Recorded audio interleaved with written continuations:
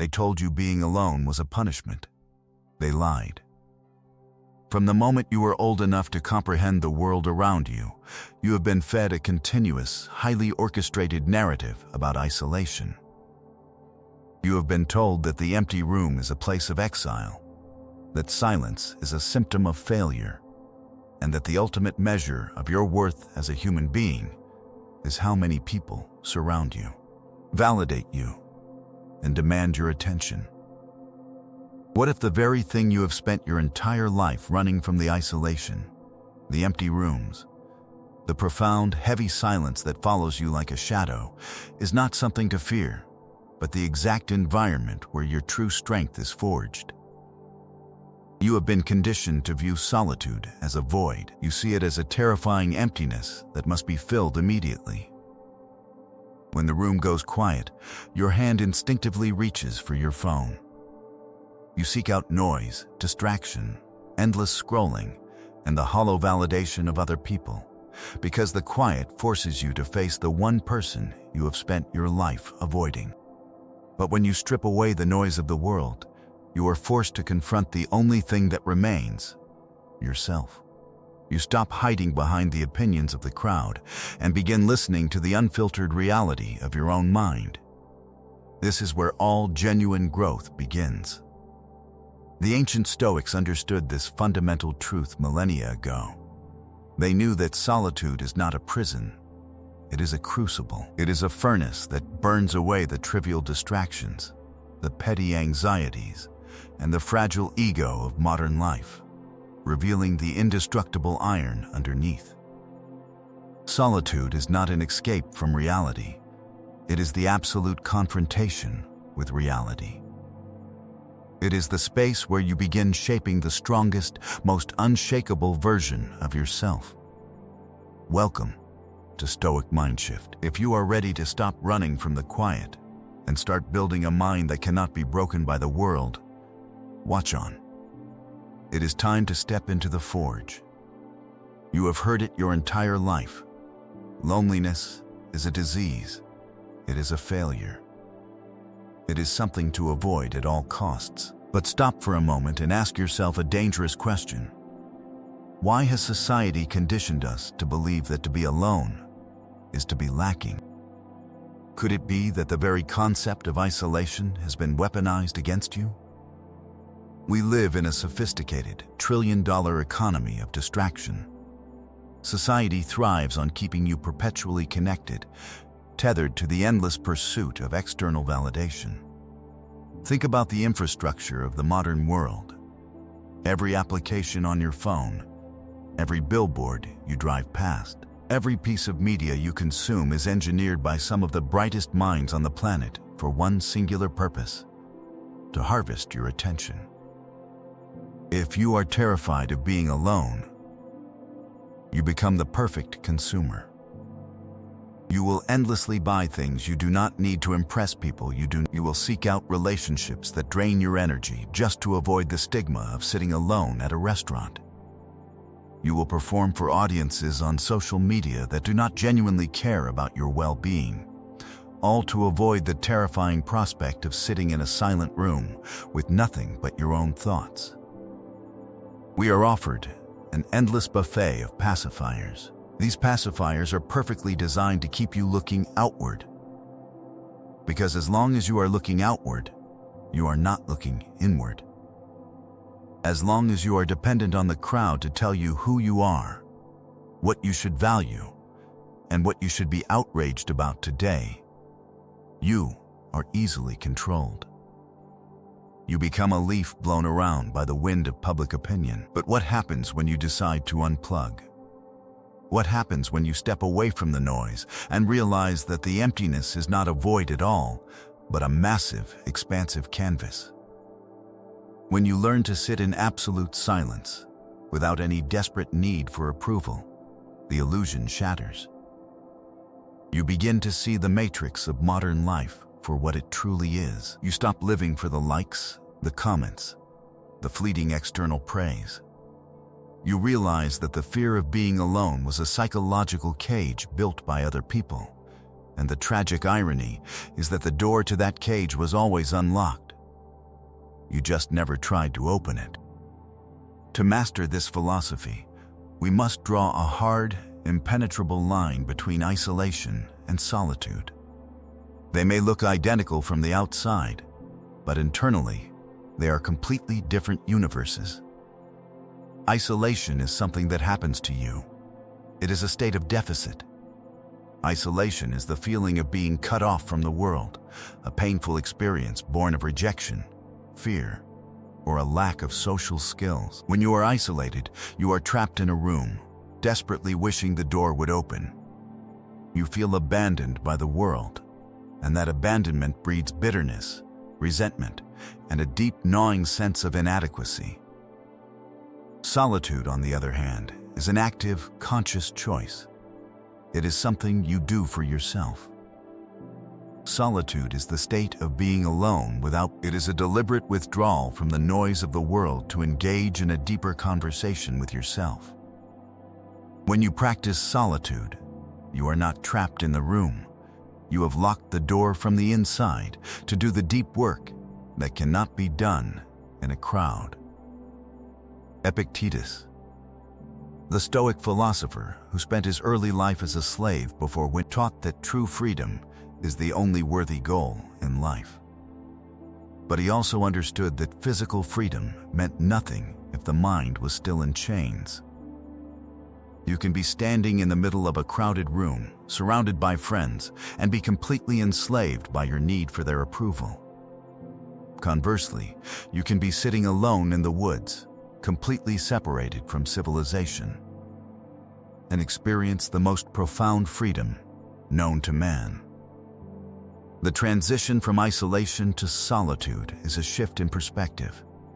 It requires you to stop viewing your time alone as a period of waiting for someone to text you, waiting for plans to materialize, waiting for your real life to start. Instead, you must view your time alone as the destination itself. It is the laboratory where your character is built. When you are alone, truly alone, without a screen in your hand, without a podcast playing in your ears, without the comforting distraction of another person's voice, something profound and deeply uncomfortable happens. The background radiation of the world evaporates, and you are left with nothing but the raw processing power of your own mind. At first, it is agonizing. It feels frightening. The silence is deafening because it exposes the inner chaos you have been trying so desperately to drown out. Your brain, addicted to the constant dopamine drips of modern society, begins to it screams for stimulation. It will throw up intrusive thoughts, past regrets, and imaginary arguments just to generate some kind of internal noise. But that extreme discomfort is the spark. It is the friction required to start the fire of transformation. In the quiet, you finally meet yourself. Not the polished, socially acceptable version of you that is carefully curated for your coworkers, friends, or family. You meet the raw, unedited, vulnerable version of yourself that you have buried under layers of societal conditioning. In solitude, the false identities you have constructed to fit into the world begin to dissolve. The masks you wear to survive the workday crack and fall to the floor. The self you have been neglecting has nowhere left to hide. This confrontation is undeniably painful. It requires you to look at your deepest insecurities without flinching. It demands that you audit your past failures, not to punish yourself, but to extract the lessons you previously ignored. It forces you to acknowledge the ways you have betrayed your own values just to keep the peace or please others. But it is in this exact pain that your true foundation is poured. Every time you endure true solitude without reaching for a distraction, you are stripping away the excess clutter of your mind. You are burning off the dead wood. You start to understand that your worth cannot be granted by external forces, which means, unequivocally, it cannot be taken away by them either. Marcus Aurelius, writing in his private journal by candlelight while commanding the Roman army in the harsh winters of Germania, stated, "The happiness of your life depends upon the quality of your thoughts." Solitude forces you to audit the quality of those thoughts. It gives you the space to reshape them, to mold them into an architecture that aligns with your ultimate purpose. It is the stark realization that the only person you will ever truly have to answer to at the end of your life is the one looking back at you. There is a subtle, insidious fear that keeps most men running back to the safety of the crowd. It is not the fear of the physical silence. It is the fear of the psychological mirror. When we are alone, the parts of ourselves we have repressed, denied, and compartmentalized come bubbling to the surface. Carl Jung, the legendary pioneer of deep psychology, called this hidden aspect of the psyche the shadow. The shadow contains our buried fears, our unacknowledged shame, our repressed anger, our animalistic drives, and our deep-seated insecurities. We are conditioned by society to believe that this inner darkness is a monstrous flaw, something to be ashamed of, something to keep locked away in the basement of our consciousness. But when you are alone, the basement door swings open. The shadow steps into the light. Most people run from this confrontation as if their life depends on it. The moment an uncomfortable memory arises, they pick up their phones. The moment a feeling of inadequacy washes over them, they turn on the television. They text someone they do not even genuinely like or engage in destructive habits, all to anesthetize the feeling of looking at their own darkness. But the man who is dedicated to self-mastery does not run.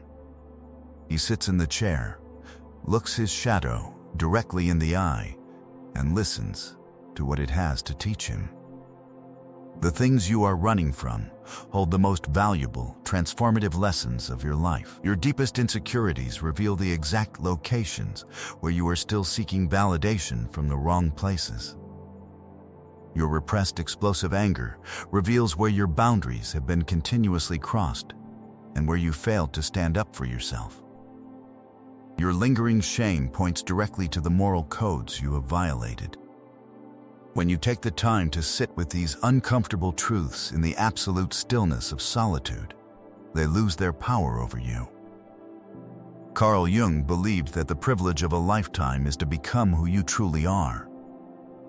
But you cannot become who you truly are if you are terrified of half of your own mind. You cannot be a whole, integrated human being if you are at war with your. Embracing the shadow does not mean you surrender to your darkest impulses. It does not mean you become a tyrant or a villain. It means you integrate those forces. You stop pretending they do not exist.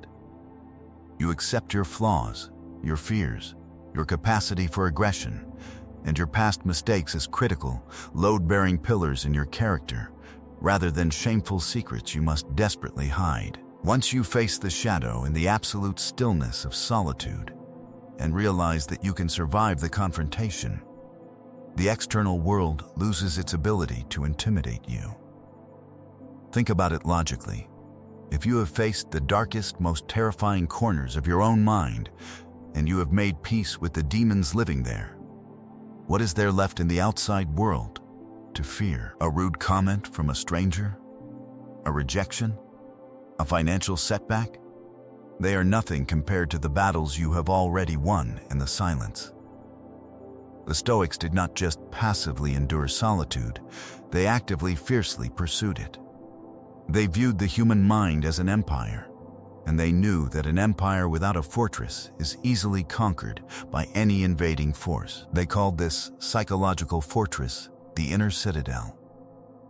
Epictetus taught that freedom is won exclusively by disregarding things that lie beyond our control. When you are constantly surrounded by the crowd, your energy is scattered across 100 different battlefields, none of which belong to you. You are worried about how you are perceived by your peers. You are reacting to the erratic moods of your boss. You are consumed by the demands and crises of other people. You are living as a tenant in their territory, paying rent with your peace of mind. Solitude is the deliberate act of retreating into the inner citadel.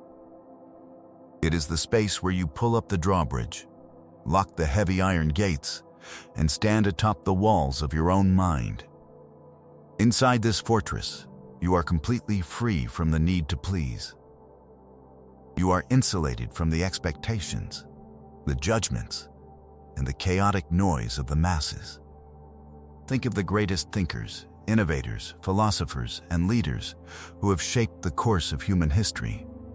Men like Nikola Tesla, Leonardo da Vinci, Henry David Thoreau, and Marcus Aurelius. They did not formulate their world-changing philosophies or invent groundbreaking technologies while gossiping in the town square. They found their absolute clarity in the wilderness, in the quiet study, in the dead of night when the rest of the world was asleep. They embraced the quiet not as a punishment, but as a high-level laboratory for the mind. Your mind operates by the exact same physical and psychological laws. Left to its own devices, without the constant interruption of low-level stimuli, your brain has the capacity to solve massively complex problems, generate profound philosophical insights, and uncover truths about your life that were buried beneath the mundane noise of your daily routine. When you feel the ache of loneliness creeping in, you must reframe it instantly. It is not a punishment. It is a rare, elite privilege. It is a summons from your highest potential. It is the universe clearing the room, removing all the distractions, so that you can finally get to work on the most important masterpiece you will ever build: your own character. The mastery you build in the quiet does not just serve your own ego. It is not just about making you feel better or more confident. The stakes are infinitely higher. The strength you forge in solitude is the inheritance you pass down to the next generation. We often think of solitude and self-mastery as purely selfish pursuits, disconnected from our relationships. But the reality is that your ability to stand alone directly dictates your ability to lead others. Consider the eyes that are watching you right now. If you are a father, a mentor, or a leader, the people looking up to you are not taking notes on the profound words you say when everything is going well. They are studying the way you carry yourself through the world when the pressure mounts. They are watching how you react to financial stress, to isolation, to disrespect, and to adversity. If you cannot be alone with your own thoughts without fracturing, if you require constant noise, constant distraction, a screen in front of your face, and constant validation from your peers just to feel secure, you are actively modeling profound fragility. You are teaching the next generation that their worth is determined by the crowd. You are showing them that the correct response to silence is panic. But when you demonstrate that you are whole, complete, and unshakable on your own, you transmit a blueprint for ultimate, lifelong resilience. You show them what a fully actualized, deeply grounded human being looks like. A man who has mastered his own mind, who has faced his own shadow in the silence, does not lead with a heavy, tyrannical, reactive hand. He leads with quiet, unshakable authority. He becomes a pillar of stone.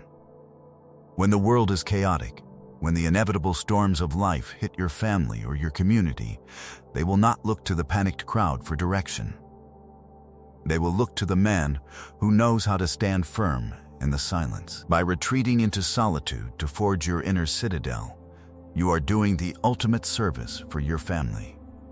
You are building the exact psychological shelter that will protect the people you love when the real world comes crashing against their doors. Your calm becomes their shield. There is a profound, almost magical paradox that occurs when you finally master the art of being alone. The less you need people, the more they are drawn to you. Look around at how most people operate in modern society. They operate from a place of chronic, terrifying deficit.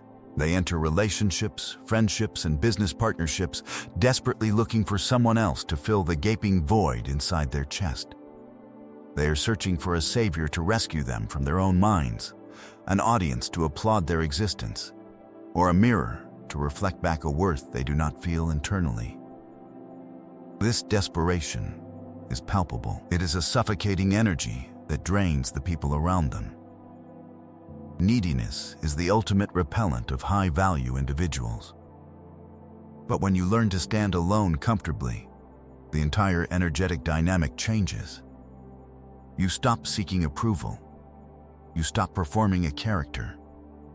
You stop twisting your spine and shaping your personality to fit into molds that were never meant for you. You become entirely self-sufficient. And emotional self-sufficiency is the most magnetic, powerful trait a human being can possess. When you no longer depend on others to tell you who you are, you gain the ultimate freedom to live according to your own rigid, uncompromising principles. You stop bending your boundaries just to keep people around so you don't have to be lonely on a Friday night. You stop tolerating disrespect, passive aggression, and manipulation because you are no longer terrified of walking away. You realize, with absolute clarity, that your own company in a silent room is infinitely better than the company of people who compromise your peace, drain your energy, and disrespect your values. Carl Jung once noted, "Loneliness does not come from having no people around you, but from being unable to communicate the things that seem important to you." When you know exactly who you are, you stop wasting your breath trying to communicate your depth to people who insist on remaining in the shallow end. You let them go. You release them without anger, without resentment, and without drama. And in that newly cleared, beautifully quiet space, something incredible happens. You begin to attract individuals who align with your actual values. Because you are emitting a frequency of wholeness, you attract other whole people. You build relationships not based on mutual trauma, shared desperation, or a terrifying fear of being single, but on mutual respect, shared vision, and deep philosophical alignment. You no longer need people to survive emotionally. You simply choose them to enhance an already complete life, and that active choice is the unshakable foundation of every powerful, authentic, and lifelong connection you will ever have. It is crucial to understand that the path of solitude is an alchemical process. Alchemy is the medieval concept of turning base metals, like lead, into gold. Psychological alchemy is the process of turning your pain, your boredom, and your isolation into raw power. When you first begin practicing intentional solitude, your brain will interpret the lack of stimuli as a threat. We are biologically wired to be part of a tribe, because thousands of years ago, being separated from the tribe meant certain death by a predator or starvation. Your nervous system still carries this ancient programming. When you sit alone in your room, a primitive part of your brain rings an alarm bell, warning you that you are isolated and therefore in danger. This is why the urge to check your phone is so overpowering. It is your brain seeking the safety of the digital tribe. To master solitude, you must override this primitive biology with higher reasoning. You must perform voluntary hardship on your own nervous system. By sitting through the discomfort, by letting the anxiety spike and refusing to pacify it with a screen or a distraction, you are physically rewiring your brain. You are teaching your nervous system that it is safe to be alone. You are proving to yourself that the silence will not kill you. This process of sitting with the discomfort builds a callus on your mind. Just as lifting heavy weights creates micro tears in the muscle fiber that heals stronger, sitting in the heavy weight of solitude creates psychological resilience. Over time, what used to feel like an agonizing punishment begins to feel like a sanctuary. The lead turns to gold. The pain turns to power. You reach a state where you actually crave the quiet, because you recognize it as the source of your deepest strength. Embracing solitude does not mean you must abandon society, sell all your worldly possessions, and live as a monk in a mountain cave. Stoicism is a philosophy of action. It is designed for men who live in the real world, who have families to protect, businesses to run, and heavy responsibilities to bear. Solitude, therefore, is not a permanent state of exile. It is a highly tactical, strategic retreat. Think of a military general commanding a vast army. If the general stays in the trenches, swinging his sword wildly amidst the mud and the chaos of the front line, he will quickly lose perspective. He will not see the flanking maneuvers of the enemy. He will not see the shifting terrain. To win the war, the general must periodically pull his troops back. He must retreat to high ground, survey the entire battlefield from above, rest his forces, and formulate a new, overarching strategy. You must apply this exact militaristic discipline to your own life. You cannot see the full picture of your existence when you are swinging your sword in the trenches of your daily routine. You must carve out deliberate, non-negotiable periods of strategic isolation. The daily quiet. It begins in the micro moments. It might be waking up 1 hour before the rest of your household to sit in the absolute quiet. No phone, no news, no emails. Just you, a cup of coffee, and the silence. It is claiming the first victory of the day over your own mind, the silent walk. It means taking a long walk through your neighborhood or a local park without the crutch of a podcast, music, or a phone call. Let your mind wander. Let it process the backlog of information it has been desperately trying to sort through while you were busy distracting it. The unplugged weekend. It means occasionally taking a weekend completely off the grid. Go to a cabin, a hotel, or simply turn all your devices off at home. Use this extended period to write, reflect, and aggressively realign your trajectory. During these strategic retreats, you are not hiding from the world. You are actively evaluating your position in it. You are asking yourself the hardest, most brutal questions. Am I living in strict alignment with my core values? Am I allowing the external opinions of weak people to dictate my actions? What specific parts of my character currently require the most discipline? Am I the man I need to be for my family? When you give yourself this space, you clear the psychological clutter. The imagined anxieties that Epictetus warned us about, the fears of things that haven't even happened yet, begin to evaporate in the light of reason. You realize that 99% of the things you were stressing over are completely irrelevant to your ultimate mission. And when you finally step back down from the mountain, when you open the door and return to the crowd, you do so with a renewed sense of absolute, lethal clarity. You are no longer easily provoked. You are no longer swayed by the shifting emotional tides of public opinion. You are grounded. You are immovable. The journey of self-mastery is a path walked entirely alone. There are no shortcuts. There are no hacks. No one can do the mental push-ups for you. No one can face the dark corners of your traumas for you. And no one can lay the bricks of your inner citadel for you. The crowd will always be there, waiting outside the gates, offering you the easy, comfortable path of distraction, conformity, and cheap validation. The noise of the modern world will never stop trying to pull you back into the endless cycle of reactivity and emotional slavery. Society wants you weak, distracted, and terrified of your own company, because a man who is afraid to be alone is a man who will do anything he is told. But you now know the truth. The illusion has been shattered. You know that the discomfort of isolation is simply the feeling of weakness leaving your mind. You know that the silence is not an empty void. It is a massive library, full of the exact answers you have been searching for your entire life. Do not fear the quiet. Do not run from the empty room.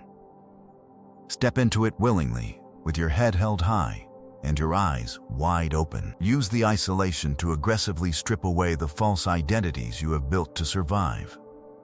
Use the heavy silence to confront your shadow, integrate your past, and forge a new future. Use the absolute lack of distraction to design and construct an architectural masterpiece within your own mind, an inner citadel that cannot be breached by the disrespect, the chaos, or the tragedy of the external world. When you emerge from the violent, purifying forge of solitude, you will not just be stronger. You will be entirely transformed. You will be free. Free from the heavy expectations of others, free from the pathetic desperation for societal approval, and free to live the remainder of your life with absolute, uncompromising intention. You are complete. You are whole. Exactly as you are, right now, sitting in the quiet. Master your solitude, fortify your mind, and you will master your life.